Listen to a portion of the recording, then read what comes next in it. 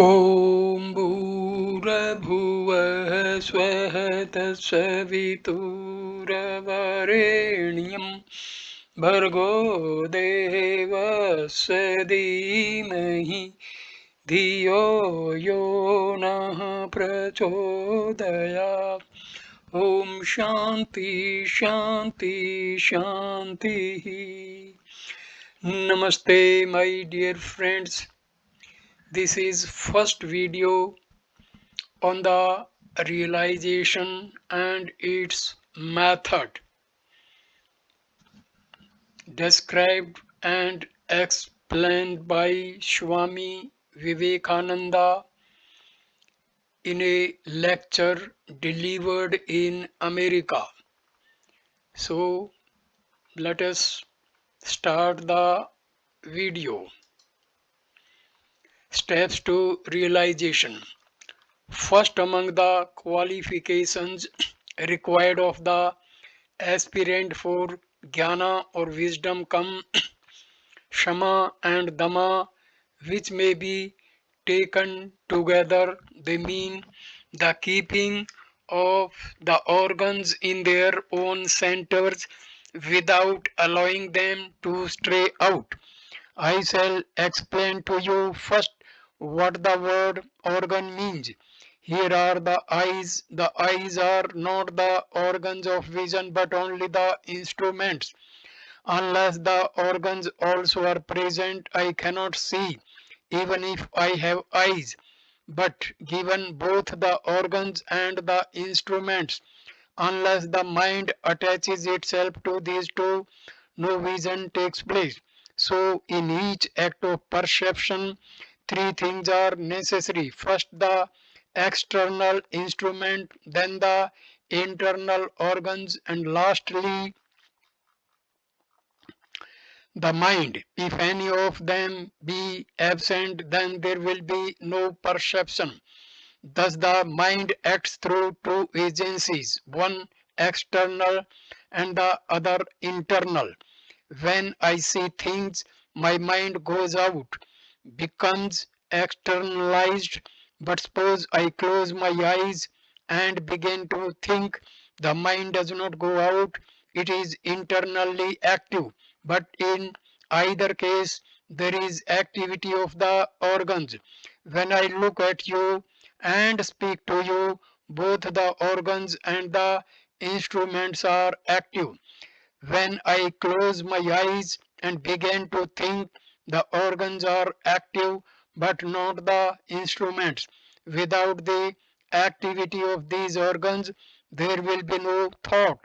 You will find that none of you can think without some symbol. In the case of the blind man, he has also to think through some figure. The organs of sight and hearing are generally very active. You must bear in mind that by the word organ is meant the nerve center in the brain. The eyes and ears are only the instruments of seeing and hearing, and the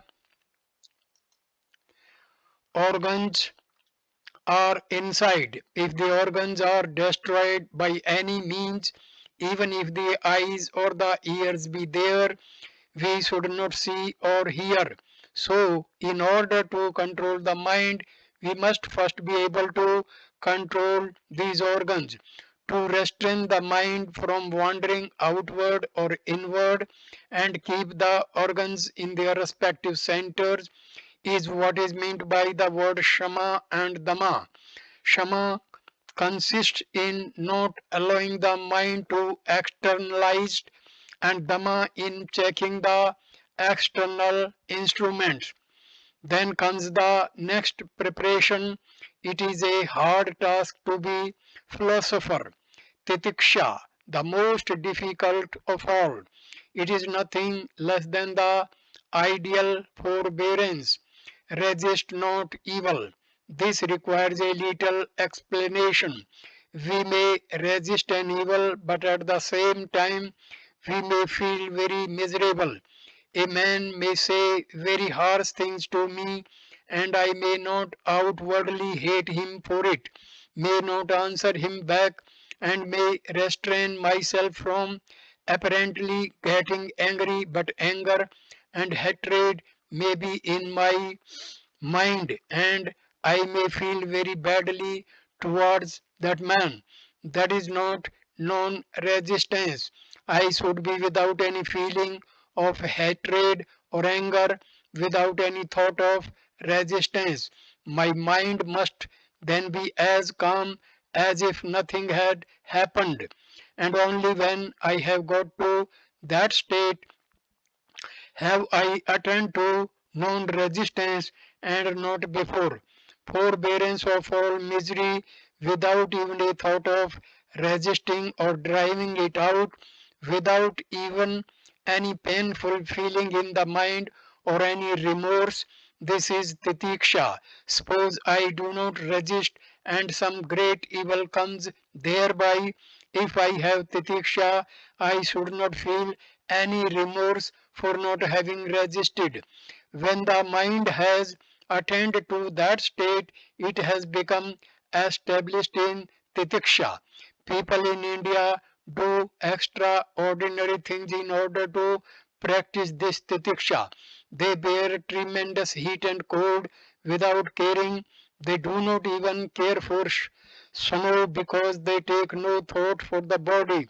It is left to itself as if it were a foreign thing. Now comes Uparti, which consists in not thinking of things of the senses. Most of our time is spent in thinking about sense objects, things which we have seen or we have heard, which we shall see or shall hear, things which we have eaten or are eating or shall eat, places where we have lived, and so on. We think of them or talk of them most of our time. One who wishes to be a Vedantin must give up this habit. The next qualification required is Shraddha, faith. One must have tremendous faith in religion and God. Until he has it, he cannot aspire to be a Jnani. A great sage once told me that not only in 20 millions in this world believed in God. I asked him why, and he told me, suppose there is a thief in this room and he gets to know that there is a mass of gold in the next room and only a very thin partition between the two rooms. What will be the condition of that thief? I answered, he will not be able to sleep at all. His brain will be actively thinking of some means of getting at the gold and he will think of nothing else. Then he replied, do you believe that a man could believe in God and not go mad to get him? If a man sincerely believes that there is that immense infinite mine of bliss and that it can be reached, would not that man go mad in his struggles to reach it? Strong faith in God and the consequent eagerness to reach Him constitute Shraddha. Then comes Samadhana, or constant practice to hold the mind in God. Nothing is done in a day. Religion cannot be swallowed in the form of a pill. It requires hard and constant practice. The mind can be conquered only by slow and steady practice. Next is mumukshutvam, the intense desire to be free. Those of you who have read Edwin Arnold, Light of Asia, remember his translation of the first sermon of Buddha, where Buddha says,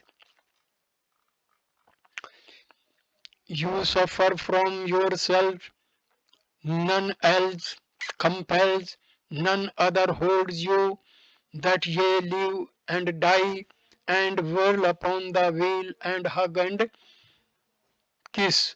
It's it's spoken of agony, its tire of tears, its nave of nothingness. All the misery we have is of our own choosing, such is our nature. The old Chinaman who have been kept in prison for 60 years was released on the coronation of a new emperor, exclaimed when he came out that he could not live. He must go back to his horrible dungeon among the rats and mice. He could not bear the light, so he asked them to kill him or send him back to the prison, and he was sent back. Exactly similar is the condition of all men. We run headlong after all sorts of misery and are unwilling to be freed from them. Every day we run after pleasure, and before we reach it, we find it is gone. It has slipped through our fingers. Still we do not cease from our mad pursuit, but on and on we go, blinded fools that we are. In some oil mills in India, bullocks are used that go round and round to grind the oil seed. There is a yoke on the bullock's neck. They have a piece of wood protruding from the yoke, and on that is fastened a wisp of straw. The bullock is blindfolded in such a way that it can only look forward, and so it stretches its neck to get at the straw, and in doing so it pushes the piece of wood out a little further, and it makes another attempt with the same result, and yet another, and so on. It never catches the straw, but goes round and round in the hopes of getting it, and in so doing grinds out the oil.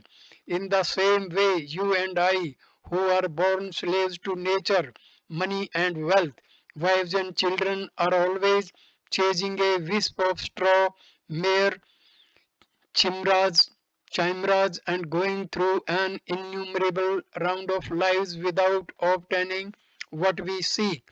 The great dream is love. We are all going to love and be loved. We are all going to be happy and never meet with misery. But the more we go towards happiness, the more it goes away from us. Thus the world is going on, society goes on, and we blinded slaves have to pay for it without knowing. Study your own lives and find how little of happiness there is in them, and how little in truth you have gained in the course of this wild goose chase of the world. Do you remember the story of Solon and Croesus? The king said to the great sage that Asia Minor was a very happy place, and the sage asked him, "Who is the happiest man? I have not seen anyone very happy."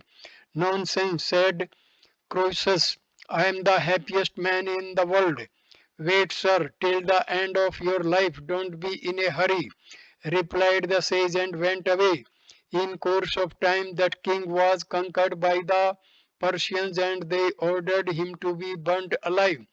The funeral pyre was prepared, and when poor Croesus saw it, he cried aloud, "Solon, Solon." On being asked to whom he referred, he told his story, and the Persian emperor was touched and saved his life. Such is the life story of each one of us. Such is the tremendous power of nature over us. It repeatedly kicks us away, but still we pursue it with feverish excitement. We are always hoping against hope. This chimera maddens us. Chimera maddens us. We are always hoping for happiness. There was a great king in ancient India who was once asked four questions, of which one was, "What is the most wonderful thing in the world?" "Hope," was the answer. "This is the most wonderful thing. Day and night we see people dying around us, and yet we think we shall not die. We never think that we shall die, or that we shall suffer.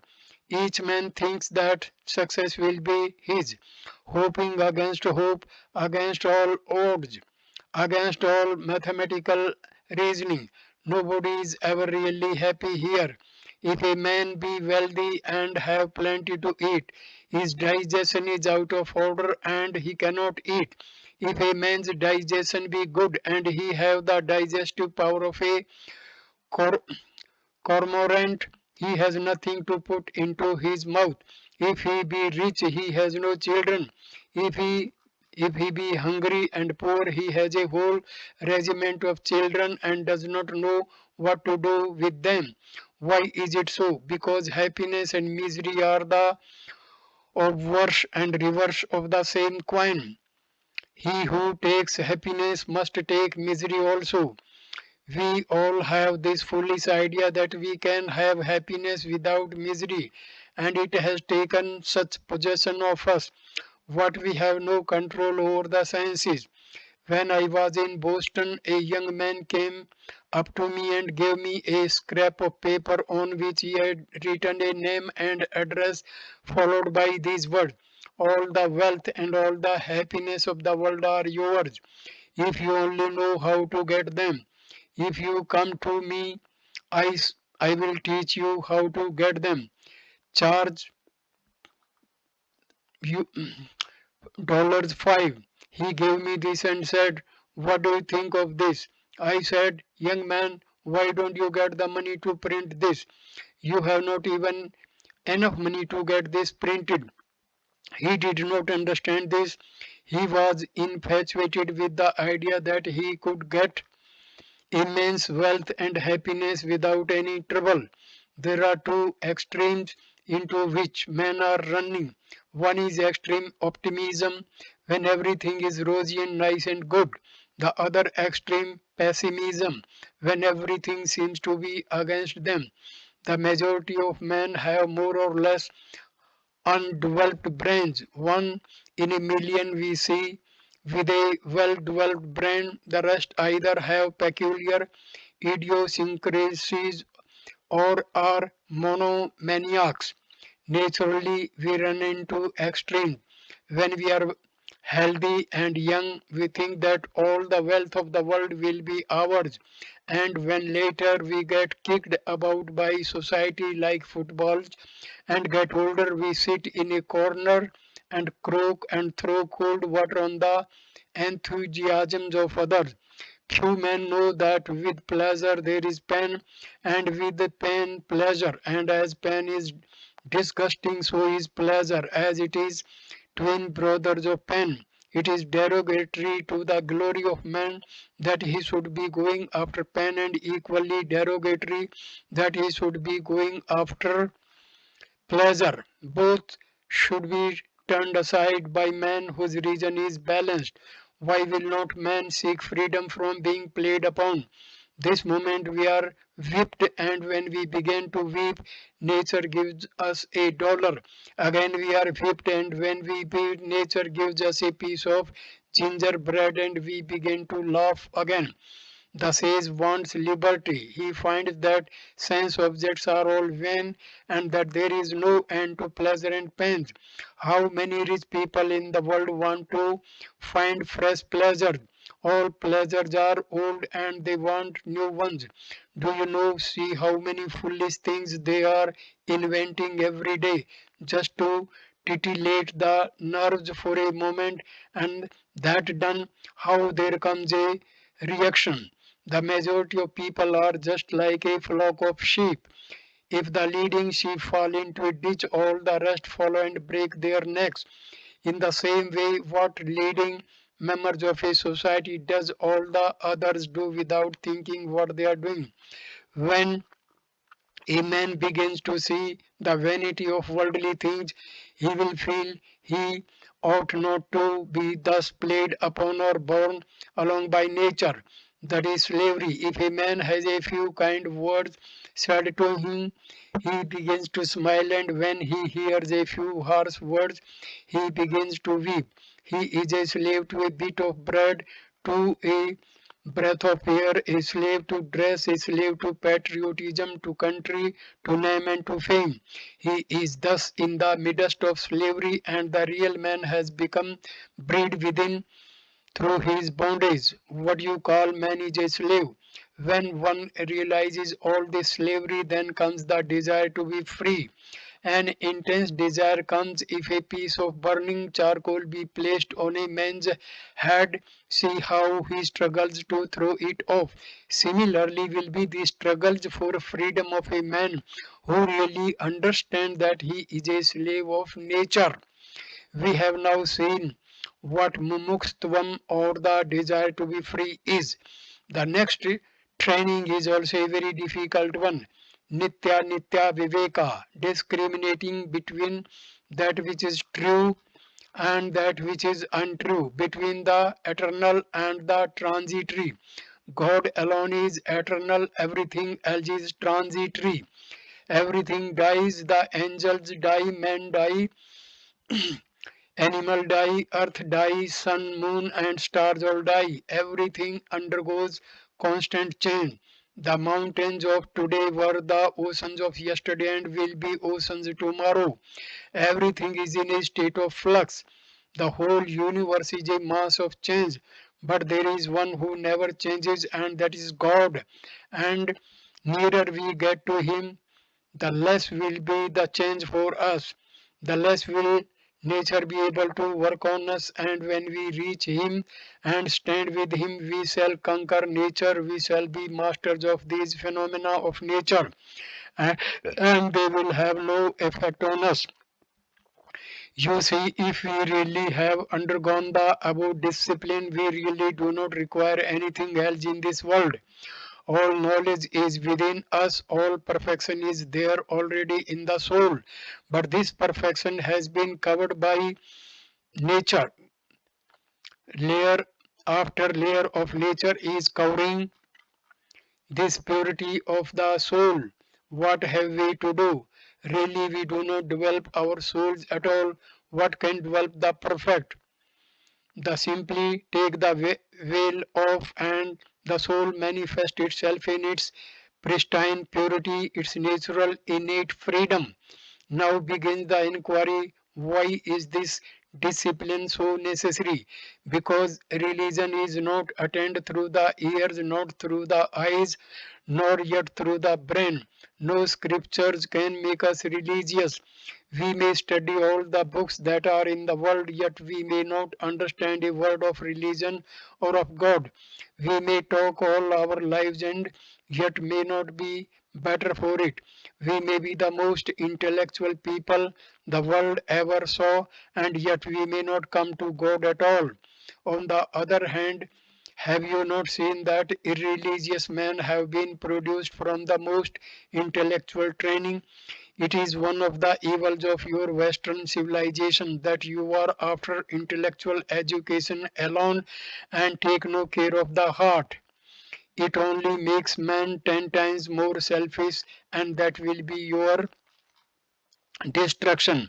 When there is conflict between the heart and the brain, let the heart be followed, because intellect has only one state, reason, and within that intellect works and cannot get beyond.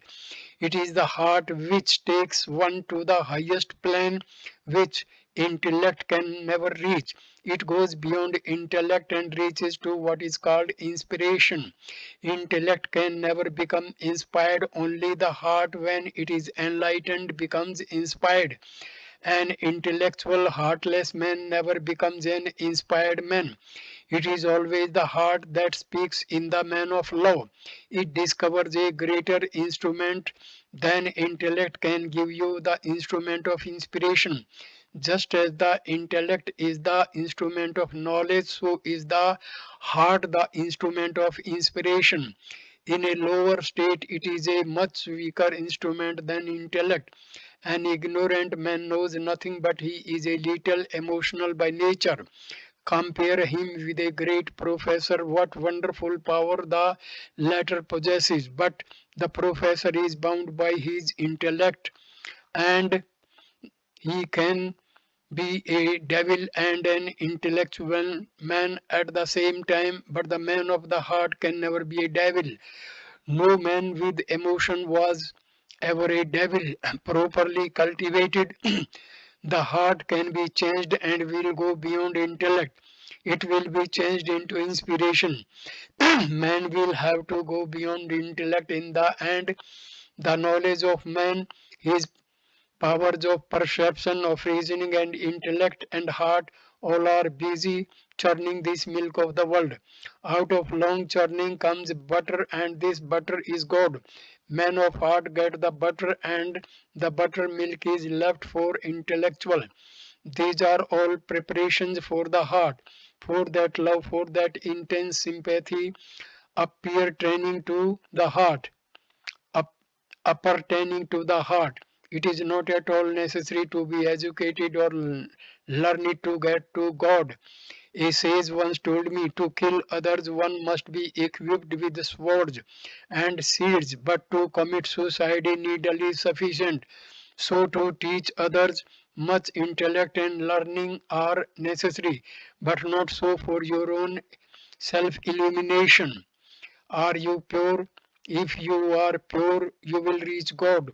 Blessed are the pure in heart, for they shall see God. If you are not pure and you know all the sciences in the world, that will not help you at all. You may be bred in all the books you read, but that will not be of much use. It is the heart that reaches the goal. Follow the heart. A pure heart sees beyond the intellect. It gets inspired. It it knows things that reason can never know, and whenever there is conflict between the pure heart and the intellect, always side with the pure heart, even if you think what your heart is doing is unreasonable. When it is desirous of doing good to others, your brain may tell you that it is not politic to do so, but follow your heart, and you will find that you make less mistakes than by following your intellect. The pure heart is the best mirror for the reflection of truth. So all these disciplines are for the purification of the heart, and as soon as it is pure, all truths flash upon it is in a minute. All truth in the universe will manifest in your heart if you are sufficiently pure. The great truths about atoms and the finer elements and the fine perceptions of man were discovered ages ago by men who never saw a telescope or a microscope or a laboratory. How did they know all these things? It was through the heart. They purified the heart. It is upon to us to do the same today. It is the culture of that heart really, and not that of the intellect, that will lessen the misery of the world. Intellect has been cultured with the result that hundreds of sciences have been discovered, and their effect has been that the few have made slaves of the many. That is all good that has been done. Artificial wants have been created, and every poor man, whether he has money or not, desires to have those wants satisfied, and when he cannot, he struggles and dies in the struggle. This is the result. Through the intellect is not the way to solve the problem of misery, but through the heart. If all this vast amount of effort had been spent in making man purer, gentler, more forbearing, this world would have a thousandfold more happiness than it has today. Always cultivate the heart. Through the heart, the Lord speaks, and through the intellect, you yourself speak. You remember in the Old Testament where Moses was told, take off thy shoe from off the feet, for the place whereupon thou standest is holy ground. We must always approach the study of religion with that reverent attitude. He who comes with a pure heart and a reverent attitude, his heart will be opened. The doors will open for him and he will see the truth. If you come with intellect only, you can have a little intellectual gymnastics, intellectual theories, but not truth. Truth has such a face that anyone who sees that face becomes convinced. The sun does not require any torch, show it. The sun is self-effulgent. If truth requires evidence, what will evidence that evidence? If something is necessary as witness for truth, where is the witness for that witness? We must approach religion with reverence and with love, and our heart will stand up and say, this is truth and this is untruth. The field of religion is beyond our senses, beyond our consciousness. We cannot sense God. Nobody has seen God with his eyes or ever will see. Nobody has God in his consciousness. I am not conscious of God, nor you, nor anybody. Where is God? Where is the field of religion? It is beyond the senses, beyond consciousness. Consciousness is only one of the many planes in which we work. You will have to transcend the field of consciousness to go beyond the senses, approach nearer and nearer to your own center. And as you do that, you will approach nearer and nearer to God. What is the proof of God? Direct perception, pratyaksham. The proof of this wall is that I perceive it. God has been perceived that way by thousands before we will be perceived by all who want to perceive Him. But this perception is no sense perception at all. It is super sensuous, super conscious, and all this training is needed to take us beyond the senses. By means of all sorts of past work and bondages, we are being dragged downwards. These preparations will make us pure and light. Bondages will follow from by themselves, and we shall be buoyed up beyond this plane of sense perception to which we are tied down, and then we shall see and hear and feel things which man in the three ordinary states, which waking, dream, and sleep, neither feel nor see nor hear. Then we shall speak a strange language as it were, and the world will not understand us because it does not know anything but the senses. True religion is entirely transcendental. Every being that is entirely Every being that is in the universe has the potentiality of transcending the senses. Even the little worm will one day transcend the senses and reach God. No life will be a failure. There is no such thing as failure in the universe. 100 times man will hurt himself, 1,000 times he will tumble, but in the end he will realize that he is God. We know there is no progress in a straight line.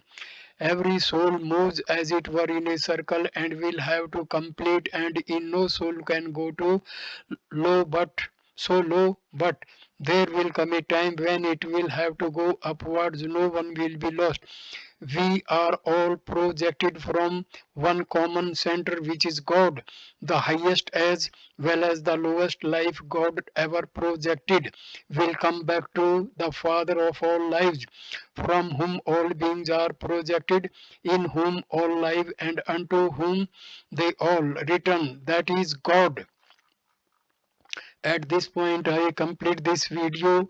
Next video number 2, I will start hints on practical spirituality, delivered at the Home of Truth, Los Angeles, California. Thank you, my dear friends. Namaste.